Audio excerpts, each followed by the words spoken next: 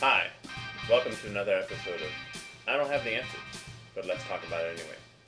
I'm your host, Tim Four, and this week we're going to dive into some pretty heavy emotional stuff. We're going to have one topic, but kind of two different spins on it. And for some of you, this might get a little close to home, and for that, I apologize if it's rough, but there's reasons for everything. So recently, I was scrolling through social media, and one of my friends on there that I haven't had a chance to see for probably close to a decade, um, was sounding a little bitter when it came to the topic of love and relationships. And what it started as somebody posted a meme about wouldn't it be great and if you were in a relationship where you shared everything and you lifted each other up and you built each other up instead of competing and tearing each other down. That's a summarization of it. It probably had some other specific wording in there. But the responses that meme got was troubling to me. So today I want to talk about love. I know it's kind of hard to broach the subject in some circumstances, but there's so many different types of love. There's a love that you have for your brothers and sisters. There's a love that you have for your best friends. There's romantic love. There's spiritual love. There's familiar love. But it all breaks down to, according to book definition, an intense affection for someone else or something else. And when it all boils down to, love is a shared emotion. It's something that is intangible and tangible at the same time. Um, you've got many different musicians and poets that have tried to describe what it is in very beautiful and eloquent words. But to me, trying to describe what it is to someone who doesn't know or can't really grasp it at that time, it's kind of like trying to describe the color blue to someone who's never seen color before. It's difficult. It can be done. They can grasp a concept of it, but it's not something that can be completely and wholly understood. So today I just wanted to touch on a few different things that, in my opinion and in my experience, mean give meaning to me when it comes to love.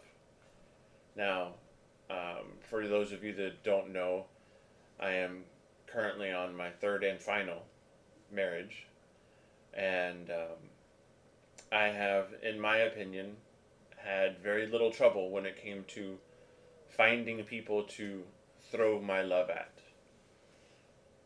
Fortunately, I picked the wrong ones in certain circumstances, and I regret nothing, but those relationships have gone um, in other directions. And the one that I'm currently in and will always and forever be in, it, this relationship built out of something that was not originally a romantic endeavor.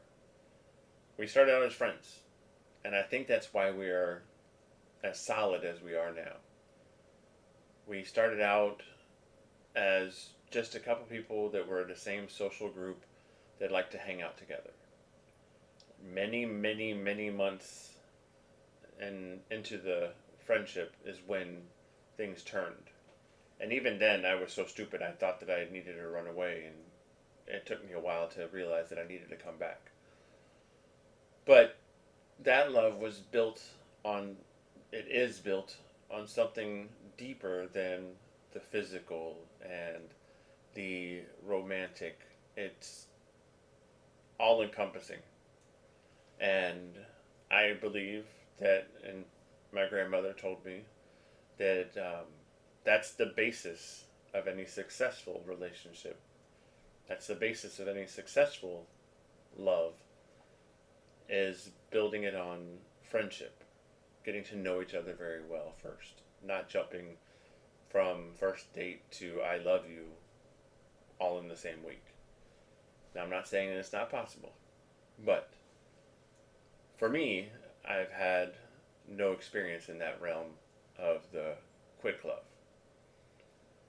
Many, as I said before, many musicians have attempted to describe what love means to them and what their um, impression of love is. Celine Dion, she had a song, has a song that basically says, "Through the lies you were the truth, my world is a better place because of you." And that embodies one of the aspects of love to me, uh, making the other person want to be better. Not because they think that you need to be changed, but for me, I have been trying to improve myself not because I was told that I needed to, not because anybody pointed me in that direction and said, you know what, you should do this, but because being with my wife makes me feel like I should be better. And she helps me to be that better person by supporting me. And I hope that I can, in turn, do the same thing for her. So that's one of the songs that kind of strikes me um, as being a good example of what love is. Another one is kind of funny. It's one of my favorite musicians, Bruno Mars. Okay, laugh at me all you want to, but one of the lines in one of his songs basically says, "You're beautiful just the way you are." I know it's kind of in the same line as what I was saying in the Celine Dion song, but it also, to me, Sharon doesn't have to do anything. She's gorgeous no matter what.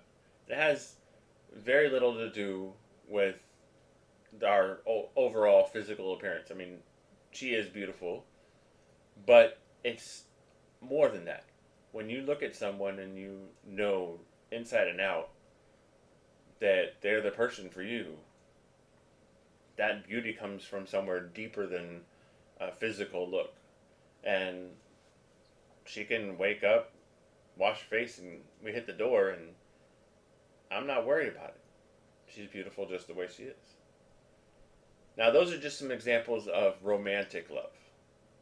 But in the next week or so, we're all going to be experiencing a different kind of love, or at least reminiscing, remembering a different kind of love, and that's a mother's love, and that's a whole deeper thing, because we're coming close to Mother's Day, and I wanted to give a special little shout out to the mothers that have taken care of me, and yes, I said plural.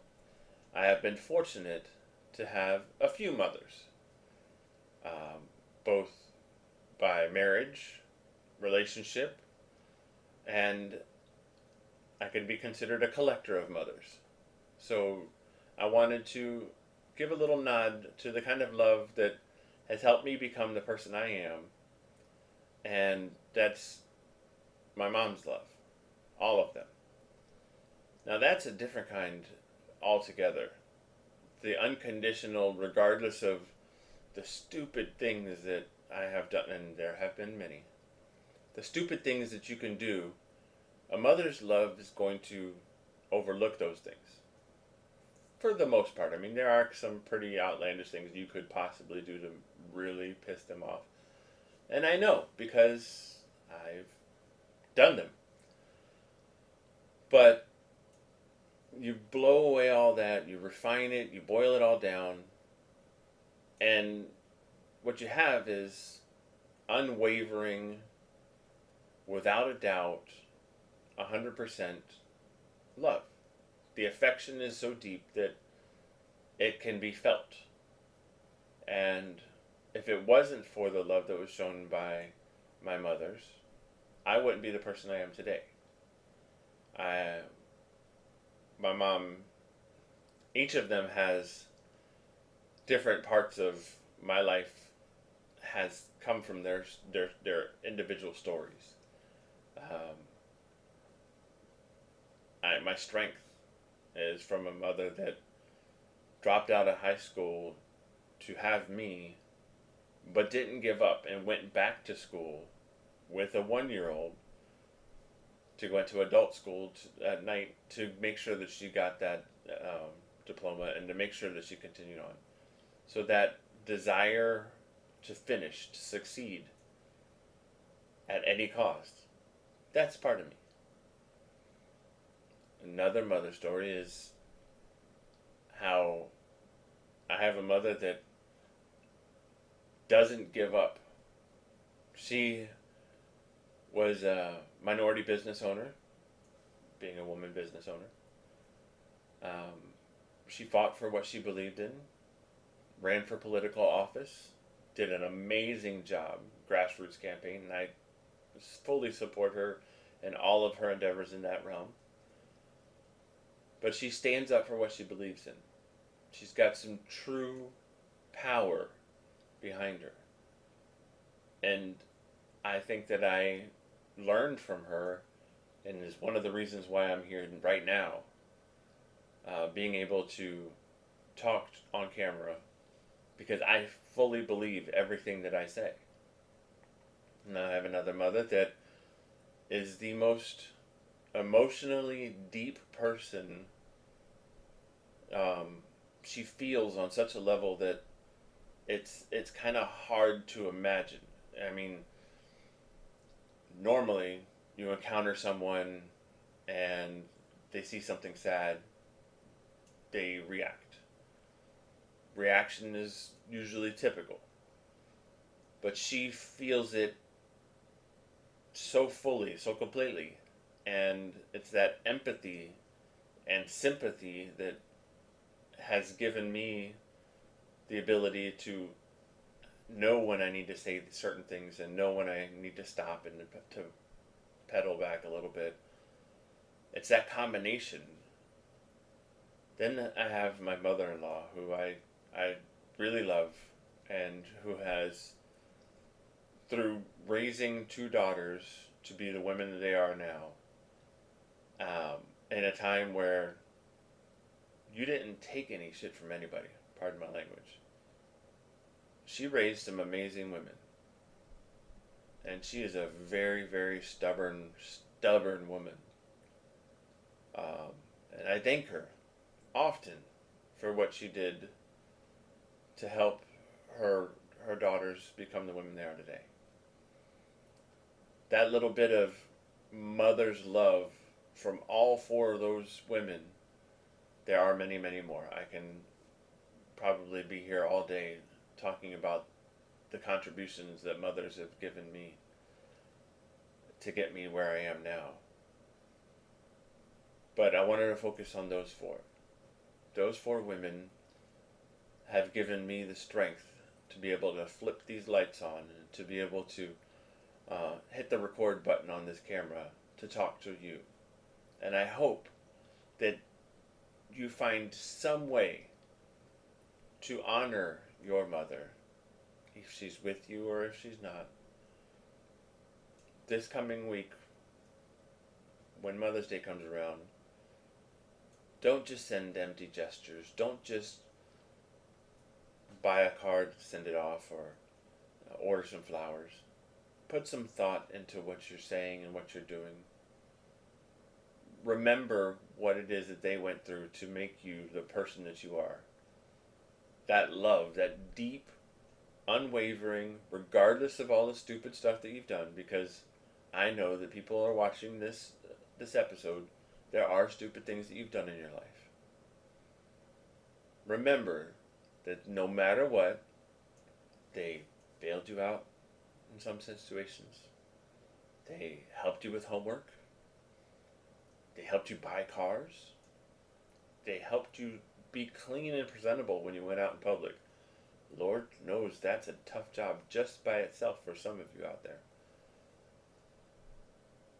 They fed you, they clothed you, they provided shelter, but they were also there to hug you, to hold you, to put band-aids on you, to make sure that you didn't have the world's worst haircut, or sometimes to give you the world's worst haircut. I mean, I really can't complain right now because I have none to cut. But they were there for you. Be there for them now. Call them. You can't exactly be there sometimes. Write them. Text them. Do whatever you can to show them that you care. To show them that you remember. And to show them that you love them. Now, there are a group of people out there that unfortunately did not have this bond with their mother. And unfortunately, they did not have the loving family that I talk about. For you, I do apologize sincerely. But know that there is a group of us out there that extend our hearts and our love to you. And if you ever need that, I mean, I'm not a mother, at least not last time I checked. But we are here to extend that love to you when you need it. We will take care of you. We will support you. I might even give you a band-aid. Just reach out to one another. And don't forget your mothers this coming week. Actually, don't ever forget your mothers. I know that this is a little bit different kind of show, but I hope that you got something from it. I don't have the answers about a lot of things, but I do have the answer when it comes to this. When it comes to your mother, you love them. If you can't love them, you try. You try to at least honor them. Thank you very much for joining, and you have a wonderful evening.